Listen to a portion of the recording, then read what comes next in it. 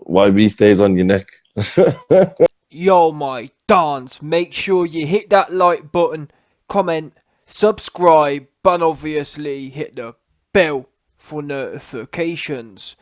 So as you've seen by the title of this video, Oscar Kaboom Rivas has responded to the accusations made essentially by Spencer Fearon that Oscar Rivas had indeed also failed a test alongside Dillian Whyte. So let's get on to what Oscar Rivas' team had to say in response to this allegation made by Spencer No Knowledge Fearon. He says, furthermore, an astounding accusation has been made that Rivas himself tested positive, something Mihail was keen to label a deflection from White. And by the way, Ivan Mihail is Oscar Rivas' manager or promoter, something like that. So Ivan Mihail said, anybody who pretends Oscar tested positive on anything is just throwing smokescreen and is simply lying. Anyone who will pretend it cannot have any serious evidence. What? Anyone who will pretend it cannot have any serious evidence. Anyone who will pretend it. Anyone, I don't know, man. I think what he's trying to say is anyone who will pretend to know he's popped cannot have any serious evidence. However, that sentence ain't proper English. I don't care what no one says. Yeah, not proper English. Rivas never tested positive on anything during his successful amateur career and his 10 plus years as a professional. Mihail exclusively told World Boxing News. At present, the world is awaiting news of a B sample involving White in order to gauge what the eventual fallout may be. World Boxing WBC chiefs who sanctioned the fight as an eliminator for Deontay Wilder have requested all the information from the BBBOC. There's real risk White could lose his mandatory status if the WBC conclude there were grounds for serious grievance on the part of Rivas.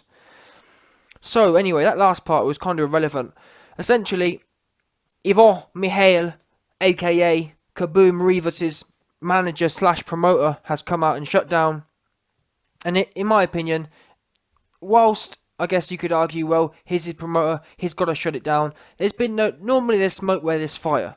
Spencer No Knowledge Fearon is the only guy to have broke this story. Eddie Hearn didn't have a clue. No one else had a clue what was going on. So in that regard, it don't make no sense. Eddie Hearn or someone would have known by now. That's the facts of it. If there was anything going on, Eddie Hearn would have known. And then again, I guess you could argue, bearing in mind, when Eddie Hearn and Dillian Whyte were the ones to pop, Ivan Mihail would be the only one who knew, if that makes sense. Because who else is there? It's only his team that would know in that sense. So who knows what's going on? It's all a big mess. In my opinion, at the moment, I feel it's all a bit of a headbuster because this Dillian Whyte situation for me is the first time I've ever heard of that a fighter can pop and it just goes underground. Oh yeah, it's normal for no one to know. What do you mean it's normal for no one to know? When Canelo popped, it was public. When Pig Babe Miller popped, it was public. Dillian Whyte pops and oh yeah, well it's normal for it to be quiet. What? I've never heard of that before ever. So maybe I'm wrong. When Billy Ho Saunders popped, it was allowed. Everyone knew about it. So I'm just struggling. Maybe it's people. I guess you could say, well, it's because it's UCAD. Now I'm trying to think of examples. Well, take Dillian Whyte's last time. The last time Dillian Whyte popped, everyone knew about it. So I'm struggling to see what's so magical and different. I guess they'd argue that. I think what the UCAD's policy or BBBOC's policy is that they only announce once the guy is guilty. If you're not guilty, it all goes as smooth as planned. I'm trying to think of an example of that.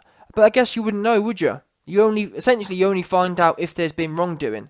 But I think that's dangerous because that's if UCAD only announce things if there's negativity going on, as in if UCAD only announce once it's game, set and match, once it's been proven that they've popped or it's been proven that they've taken something, that essentially makes UCAD the judge and jury, meaning if there is some corrupt elements within UCAD, they can just keep it all quiet.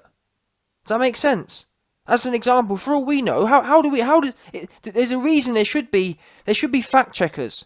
There should be independent people, and I guess you'd argue, well, UCAD's independent. I don't know, man. There's a lot in this world. There's a reason words like regulatory capture exist.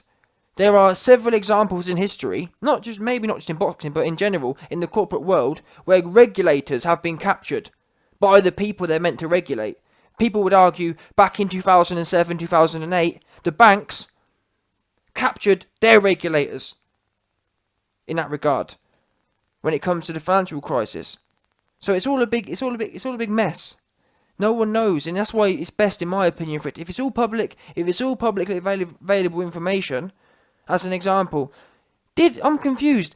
If Dillian Whyte had Debo in his system on the 17th, like Frank Warren said, if that was in his system, at that point he's suspended indefinitely until something's proven.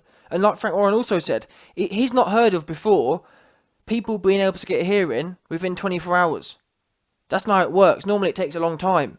This is all a big process. So the fact they've sped it along, on what basis was it sped along? You can say, oh, well, he had a fight coming up. Yeah, well, all fighters have a fight coming up. And I guess people could say, oh, well, it's because there's a lot of money at stake. Exactly. So if you're saying the reason this got sped up was because there was a lot of money at stake, well, what else could money have potentially changed processes? If you're saying money changed the process and made it process faster, who's to say money couldn't have also made positive results go under the carpet? Now, I'm not alleging anything. I'm just saying it's all a bit... I'm just confused. Boxing scene, say he popped for Debo. If he had Debo in his system, that's a problem. Now, that said, many people have argued, and quite rightly, that, well, Dillian Whyte, he only had one positive test because he's been clean after and clean before, which is fair enough, it's a good point. Why is it? In theory, if you've taken Debo, it would be in your system for a number of days. So there should be multiple positive tests. But I don't know.